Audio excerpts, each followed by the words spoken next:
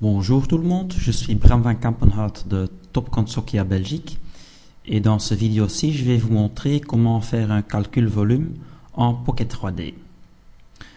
Avant qu'on puisse calculer un volume en Pocket 3D, c'est nécessaire de faire deux modèles numériques de terrain et après on peut calculer le volume entre ces deux modèles numériques de terrain ou de surface.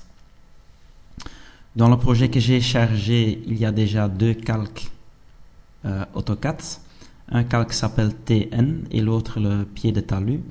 Si on regarde uniquement le calque TN, on voit que dans ce calque-là, on a mesuré la crête des talus, donc tous les points dans le terrain naturel. D'abord, on va créer la modélisation numérique du terrain naturel. Pour faire ça, on sélectionne tous les points et les lignes du calque terrain naturel et on va en donner assistante calcul, surface digne depuis point et ligne. Je fais suivant et dans l'écran suivant, on voit déjà une représentation des petits triangles que Pocket 3D va dessiner à base de ces points et lignes. Et en point, on voit un listing de tous les points. Et avec le plus et le moins, on peut zoomer dans la modélisation de terrain.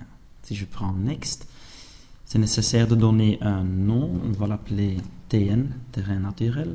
Je dis OK, je vais l'accepter comme surface active.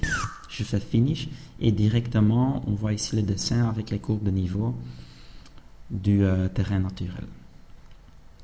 Avant de continuer, je vais enlever les contours. Ça, je fais en donner surface option, pas montrer de contours et pas montrer les triangles. Et on voit de nouveau uniquement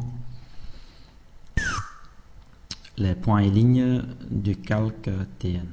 Maintenant, je vais ajouter l'air au calque pied talus et on voit de nouveau l'excavation complète. Je vais sélectionner tout et à base de ligne en haut et la ligne en bas de l'excavation, on va faire un nouveau modélisation.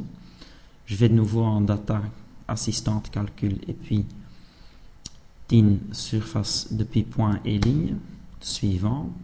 La même chose qu'on avait tout à l'heure, donc les petits triangles, on peut zoomer, regarder. Suivant, je vais l'appeler déblai. OK, et je vais l'enregistrer comme surface active. Maintenant, pour voir de nouveau les contours, je vais en donner surface option et je me demande de nouveau de voir les contours et les triangles.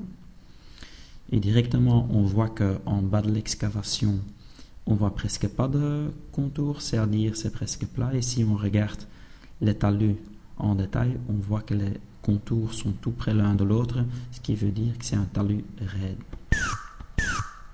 Maintenant qu'on a construit les deux MNT, on est prêt à faire le calcul volume. Et le calcul volume se fait en données assistante calcul.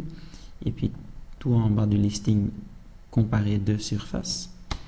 Suivant, la surface projet sera déblai, la surface existante TN, et je vais suivante, et directement, on voit une représentation du volume entre les deux surfaces avec des contours.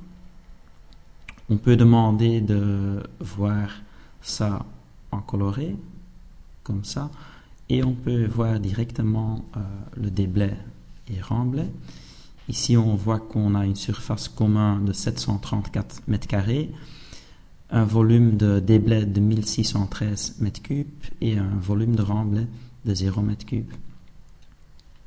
On a encore la possibilité de sauver le petit rapport directement sur le carnet de terrain ou bien sûr, vous pouvez le noter.